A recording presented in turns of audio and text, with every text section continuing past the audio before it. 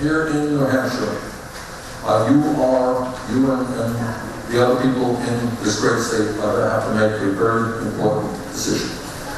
And essentially what that decision is about, if you're going to participate in the Democratic primary, what that decision is about is whether we think that establishment politics and establishment economics is good enough, or whether in fact we need to go in a new direction, whether we need. Presidential candidate Bernie Sanders vows to take down the establishment, a swing at his chief Democratic rival Hillary Clinton. The strategy seems to be working for the Vermont senator, with recent polls showing his numbers inching toward Clinton's and in some cases topping her. So joining us now for some analysis, Justin Sayfie, a former advisor to Jeb Bush, and Ed Espinoza, a Democratic strategist. Thank you both for joining us. How are you both today? Thank you very much. Doing great. No snow here in Miami. Okay. Good to be here. Yeah, I bet. I want to start with you, Justin. Will O'Malley be an important character come Iowa? Because a lot of people are going to be caucusing. Perhaps there's going to be a bullseye on some of his supporters.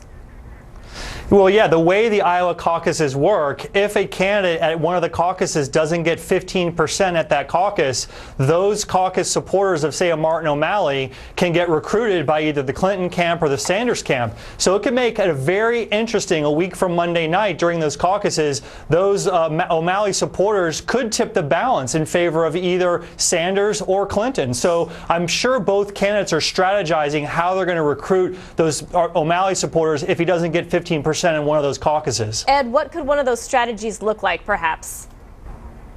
Well, what they're going to do is they're going to have certain ways that they can. Up until now, people have been playing nice with. I'm going to let Ed go. Justin, people sorry. have been playing nice with O'Malley because they don't want to upset his supporters and they want to make an appeal to those campaigns. But Justin makes a good point. The threshold for viability in an Iowa caucus is 15%.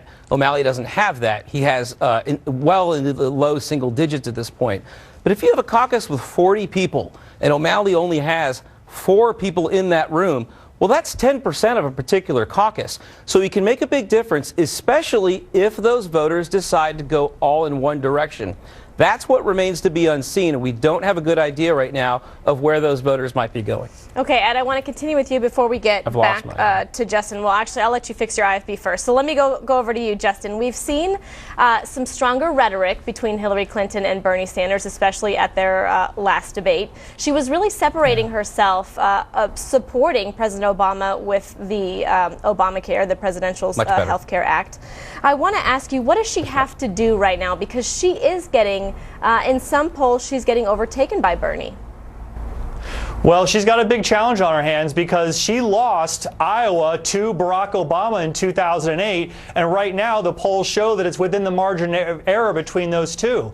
So she's really got to, she really, I think, has to win Iowa. I think it'll be a huge detriment to her campaign if she's not able to win Iowa, given all the establishment support that she has. So she's got to get in there and really just fight for the next 8 days, grassroots campaigning like never before. And Ed, I want to ask you, what if Secretary Clinton does not win Iowa? How does that change the landscape looking ahead to New Hampshire? You know, Secretary Clinton's always been the underdog in Iowa. She was the underdog there 8 years ago. She should be the underdog again there now. It's just historically been a challenging place for her. The important thing to remember here is that she's doing very strong in South Carolina, very strong in Nevada, and this is probably going to be a long primary. Whoever wins Iowa and New Hampshire clearly will have some momentum. They'll have the wind at their back, but I don't think it's the end of the road for her if she doesn't win both. Obviously, it's better for her, but I don't think it's I don't think it's the end of things. All right, and Justin, my last question is: there anyone, as far as the Republicans are concerned, are they more concerned with Hillary or are they more concerned with Bernie Sanders?